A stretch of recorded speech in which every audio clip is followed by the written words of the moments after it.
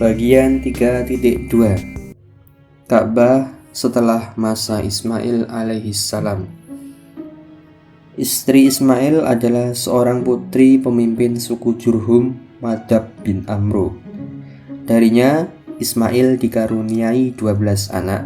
Mereka adalah Nabit, Qidar, Abdil, Mubsim, Mushmi, Dauma, Dawam, Masa, Hadad, Sitsa, Yatur, dan Nafisi. Nabi Ismail alaihissalam wafat pada usia 137 tahun dan dimakamkan di Masjidil Haram, di dalam hijr Ismail di depan Hajar Aswad dan berdekatan dengan makam ibunya Hajar. Setelah Nabi Ismail alaihissalam wafat, putranya yang bernama Nabit mengemban tanggung jawab mengurus Ka'bah. Setelah itu, orang-orang Jurhum mengambil alih kekuasaan atas Ka'bah dari putra-putra Nabi Ismail alaihissalam. Ibnu Hisham dalam sirahnya bercerita tentang apa yang terjadi pada anak-anak Ismail dan suku Jurhum setelah jumlah mereka banyak. Allah menyebarkan anak-anak Nabi Ismail di Mekah, tapi saudara mereka dari suku Jurhumlah yang menguasai Baitullah dan Mekah. Anak-anak Nabi Ismail alaihissalam ketika itu tidak ingin menentang saudara-saudara mereka dari suku Jurhum karena kekerabatan mereka. Juga untuk menghormati kemerdekaan agar tidak terjadi peperangan dan saling bunuh. Lama-lama, anak-anak Nabi Ismail alaihissalam mulai merasa tidak nyaman di Mekah. Akhirnya, mereka pindah dan berpencar ke daerah-daerah lain. Dan tidak ada satupun kaum yang menolak mereka. Semua menerima dan tunduk pada agama Ibrahim. Adapun yang pertama kali berkuasa atas Ka'bah dari suku Jurhum adalah raja mereka, Al-Haris bin Madad. Ia kemudian membuat kebijakan untuk membangun pos di pinggiran Mekah yang bernama Qaiqan. Setiap orang yang masuk Mekah dengan tujuan berdagang harus membayar 10% dari barang niaga mereka. Pada saat yang sama, Raja Amalek yang bernama Sumaidah bin Haubar juga menguasai bagian lain dari Mekah. Ia juga mengambil 10% dari harta niaga setiap orang yang datang ke Mekah yang melalui tempatnya. Lalu, pecahlah perang antara kedua suku itu dan akhirnya kekuasaan atas Mekah dipegang suku Amalek. Tapi, kemudian suku Jurhum berhasil merebut kembali kekuasaan atas Mekah. Seterusnya, Ka'bah di bawah kekuasaan suku Jurhum selama 300 tahun.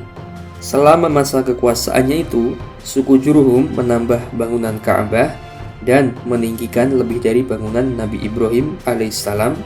Adapun Raja Jurhum yang terakhir berkuasa atas Ka'bah adalah Haris bin Madad al-Asghar. Tapi, generasi akhir suku Jurhum melampaui batas dan berbuat semena-mena. Mereka meremehkan tanggung jawab besar yang ada di pundak mereka.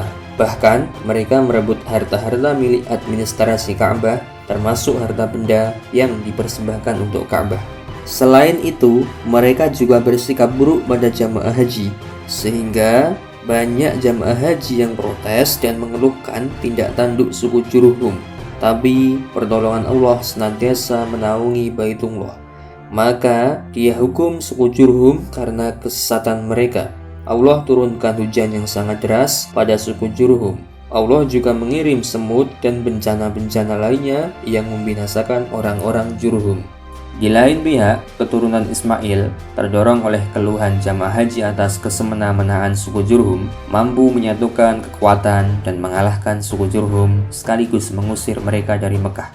Lalu, suku Jurhum tinggal di Juhainah. Tapi, pada suatu malam, banjir bandang menyapu dan menghanyutkan mereka. Pemimpin suku Jurhum, Al-Haris bin Madad al-Asghar, menggambarkan apa yang terjadi pada kaumnya dalam syair berikut. Seakan-akan antara hujan dan syafa tidak pernah ada manusia. Seolah tak pernah ada yang begadang di Mekah. Hanya kami penduduk Mekah yang kemudian dibinasakan oleh peristiwa di malam hari, berupa banjir serta bencana lain. Dahulu kami adalah besan dan kerabat Ismail, tapi mengapa bencana-bencana menimpa kami? Dahulu kami adalah penguasa Baitullah setelah Nabit. Kami tawaf di sana dan kebaikan melimpah ruah, tapi kini Tuhanku menggantikan untuk kami tanah yang terasing, banyak auman serigala dan musuh yang mengepung. Setelah itu, kekuasaan Ka'bah jatuh pada putra Iyad bin Nazar bin Ma'ad. Lalu pecah perang panjang antara Mudar dan Iyad yang berakhir dengan kemenangan Mudar. Iyad pun pergi meninggalkan Mekah menuju Irak. Demikian audiobook Sejarah Ka'bah pada episode kali ini, teman-teman. Jangan lewatkan episode berikutnya tentang